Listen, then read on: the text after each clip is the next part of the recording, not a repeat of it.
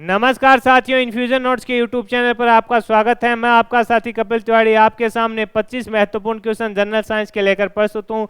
ये सभी क्वेश्चन 6 से लेकर 10वीं की जो विज्ञान की पुस्तकें हैं एनसीईआरटी की, उनमें से तैयार किए गए हैं। कुछ प्रश्न साथियों जो पुराने एग्जाम में आए हुए हैं उनको भी इसमें शामिल किया गया है। यह सेशन उन सभी प्रतियोगिता परीक्षा के लिए समान रूप से उपयोगी रहेगा जिनमें जनरल साइंस पूछी जाती है। शुरुआत करेंगे साथियों सेशन की। पहला क्वेश्चन आपके सामने है, आपसे पूछा गया है सिलिकॉन किसका पॉलीमर है? तो आंसर होगा डाई एल्किल डाइक्लोरोसिलेन का। इंपॉर्टेंट है, स्टार लगा लेना। इसके पूछा जा सकता है, आपसे पूछा है सिलिकॉन है जो किसका पॉलीमर है? तो आंसर होगा डाई एल्किल डाइक्लोरोसिलेन, इसका सही आंसर रहेगा। आगे है फ्रियोन 12 का सूत्र क्या होता है? तो CF2 और Cl2 रहेगा। क्या रहेगा? CF2 Cl2 इसका सूत्र रहेगा। आगे बढ़ेंगे, अगला क्वेश्चन है, मोमबत्ती बनाने के लिए प्रयुक्त मोम रासायनिक दृष्टि से एक मिश्रण है।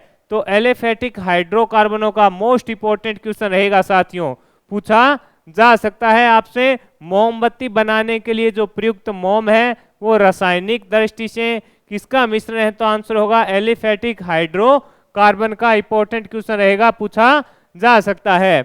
आगे है साथियों, आपसे पूछा गया है रेफ्रिजरेटर है, रेफ्रिजरेटर फ्रियोन क्या है? तो आंसर होगा डाइफ्लोरोमेथेन। यानी जो रेफ्रिजरेटर फ्रियोन है वो एक क्या है? तो आपका आंसर होगा डाइफ्लोरोमीथेन, इसका आंसर रहेगा। आगे बढ़ेंगे, अगला क्वेश्चन इंपॉर्टेंट रहेगा, एलपीजी गैस में सिलेंडर में क्या भरकर गैस को गंध युक्त बनाया जाता है ताकि रिसाव की स्थिति में पता चल सके? तो आंसर होगा मरकैप्टन। इंपॉर्टेंट क्वेश्चन रहेगा साथियों, कई प्रतियोगिता परीक्षा में पूछा गया है, आगे भी प्रतियोगिता परीक्षा में पूछा जा सकता है। आपसे पूछा गया है कि जो एलपीजी गैस सिलेंडर होते हैं उसमें कौन सी गैस भरी जाती है ताकि रिसाव की स्थिति में उसकी जो गंध आए उससे पता चले? तो आंसर होगा मरकैप्टन। इंपॉर्टेंट क्वेश्चन रहेगा, पूछा जा सकता है। आगे बढ़ेंगे, अगला क्वेश्चन आपके सामने है, प्राकृतिक रबड़ किसका बहुलक है? आपसे पूछा गया है कि जो प्राकृतिक रबड़ है वो किसका बहुलक है? तो आंसर होगा आइसोप्रीन का। क्या आंसर रहेगा? आंसर रहेगा आइसोप्रीन का बहुलक है। इंपॉर्टेंट क्वेश्चन है, पूछा जा सकता है। आपसे पूछा है कि जो प्राकृतिक रबड़ है किसका बहुलक है? तो आंसर होगा आइसोप्रीन का। आगे है पीवीसी किसके बहुलीकरण द्वारा प्राप्त किया जाता है? तो विनाइल क्लोराइड। इंपॉर्टेंट क्वेश्चन रहेगा, पूछा जा सकता है। आपसे पूछा गया है कि जो पीवीसी है वो किसके बहुलीकरण द्वारा प्राप्त किया जाता है? तो आंसर रहेगा विनाइल क्लोराइड। इंपॉर्टेंट क्वेश्चन है, पूछा जा सकता है। आगे है साथियों, पारदर्शी साबुन बनाने के लिए किस रसायन का उपयोग किया जाता है? ये क्वेश्चन भी इंपॉर्टेंट रहेगा। पारदर्शी साबुन बनाने के लिए किस रसायन का उपयोग किया जाता है? तो आंसर होगा एथेनोइक एसिड। इंपॉर्टेंट लगा लेना साथियों, आंसर क्या रहेगा? एथेनोइक एसिड इसका आंसर रहेगा।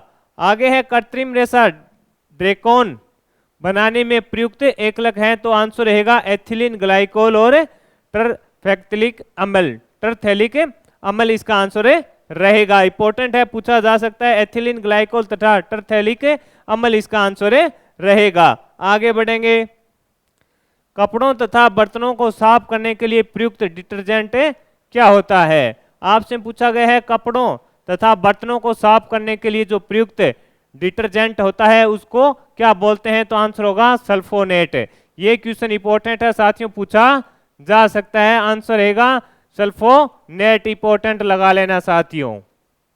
आगे है, जब शुद्ध जल में डिटर्जेंट डाला जाता है तो पृष्ठ तनाव क्या होता है? तो घटता है। ये भी इंपॉर्टेंट क्वेश्चन रहेगा। आपसे पूछा गया है जब शुद्ध जल में डिटर्जेंट डाला जाता है तो पृष्ठ तनाव क्या होगा? घट जाता है। इंपॉर्टेंट क्वेश्चन है, पूछा जा सकता है आपसे। आगे बढ़ेंगे, अगला क्वेश्चन है, जल में कठोरता किस कारण होती है? तो कैल्शियम तथा मैग्नीशियम के क्लोराइड तथा सल्फेट के कारण होती है। जल में कठोरता किस कारण होती है? इंपॉर्टेंट क्वेश्चन रहेगा साथियों, आंसर होगा कैल्शियम मैग्नीशियम के क्लोराइड तथा सल्फेट के कारण होती है। इंपॉर्टेंट लगा लेना। आगे है, नायलॉन रेशे बने होते हैं, जो नायलॉन के रेशे हैं वो किससे बने होते हैं? ये आपसे पूछा गया है। तो आंसर होगा पॉलीएमाइड बहुलक से। इंपॉर्टेंट लगा लेना इसको, पॉलीएमाइड बहुलक इसका आंसर रहेगा। नायलॉन रेशे बने होते हैं पॉलीएमाइड बहुलक से। आगे बढ़ेंगे, अगला क्वेश्चन आपके सामने है, अपमार्जक किससे बनते हैं? जो अपमार्जक होते हैं वो किससे बनते हैं, ये आपसे पूछा गया है। तो आंसर होगा सल्फोनिक एसिड के सोडियम लवण। किससे?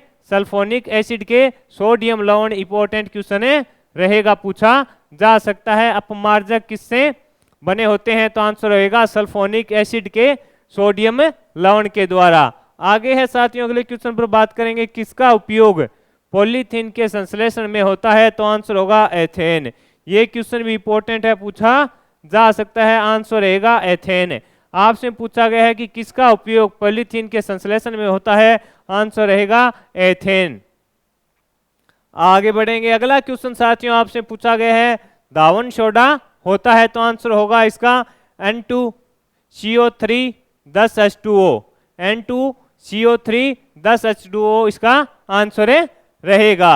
आगे बढ़ेंगे, अगले क्वेश्चन पर बात करेंगे, कृत्रिम डिटर्जेंट है तो इसमें क्या है कि चक्रीय व अचक्रीय सल्फोनिक अम्ल के सोडियम लवणों का मिश्रण है। इंपॉर्टेंट लगा लेना, पूछा जा सकता है। आपसे पूछा गया है कृत्रिम डिटर्जेंट है चक्रीय एवं अचक्रीय सल्फोनिक अम्ल के सोडियम लवण का मिश्रण रहेगा, पूछा जा सकता है आपसे। आगे बढ़ेंगे, अगला क्वेश्चन आपके सामने है, आपसे पूछा गया है, साबुन के उत्पादन में सह उत्पाद कौन सा है? तो ग्लिसरॉल।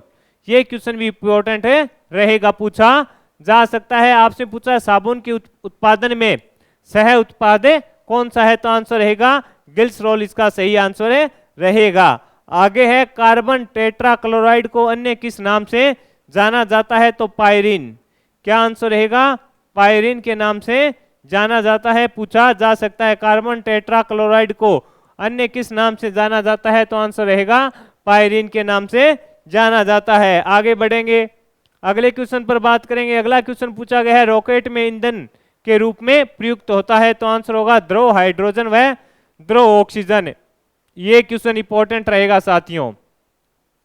आपसे पूछा है रॉकेट में ईंधन के रूप में प्रयुक्त होता है, तो द्रव हाइड्रोजन व द्रव ऑक्सीजन का प्रयोग इसमें किया जाता है। आगे है, कल्पकम के फास्ट ब्रीडर रिएक्टर में निम्नलिखित में से कौन सा शीतलक का प्रयोग किया गया था? तो आंसर होगा द्रवित सोडियम का। किसका उपयोग किया गया था? तो आंसर होगा द्रवित सोडियम का प्रयोग किया गया था। इंपॉर्टेंट क्वेश्चन है, पूछा जा सकता है।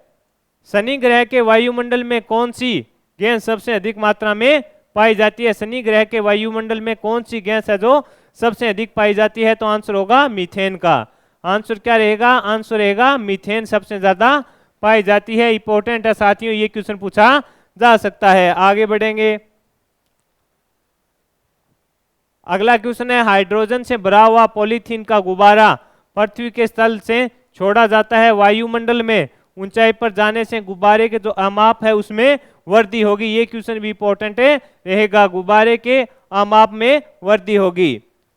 आगे है कि किस एक के लिए केशिका तव एकमात्र कारण नहीं है? तो पौधे की जड़ों से जल इसके पर्ण समूह की ओर से बढ़ना है जो केशिका तव का कारण नहीं होता है। पौधों की जड़ों से जल का इसके पर्ण समूह की ओर बढ़ना है जो केशिका तव का कारण नहीं होता है। तो साथियों, ये 25 महत्वपूर्ण क्वेश्चन थे जनरल साइंस के जो मैंने आपके साथ शेयर की। ये सभी क्वेश्चन आपके लिए उन सभी प्रतियोगिता परीक्षा के लिए उपयोगी रहेंगे जिनमें जनरल साइंस पूछी जाती है। इन्फ्यूजन नोट्स के यूट्यूब चैनल पर डेली आपको महत्वपूर्ण जनरल साइंस के क्वेश्चन प्रोवाइड करवाए जा रहे हैं। साथ ही डेली आपको इन्फ्यूजन नोट्स के यूट्यूब चैनल पर इंडिया करंट अफेयर्स व राजस्थान करंट अफेयर्स भी मिलता है। इन्फ्यूजन नोट्स के यूट्यूब चैनल को सब्सक्राइब नहीं किया तो सब्सक्राइब कीजिएगा, अपने दोस्तों में भी इसे शेयर कीजिएगा। PDF का लिंक साथियों डिस्क्रिप्शन में डाल दिया जाएगा, वहां से भी आप डाउनलोड कर सकते हैं। धन्यवाद।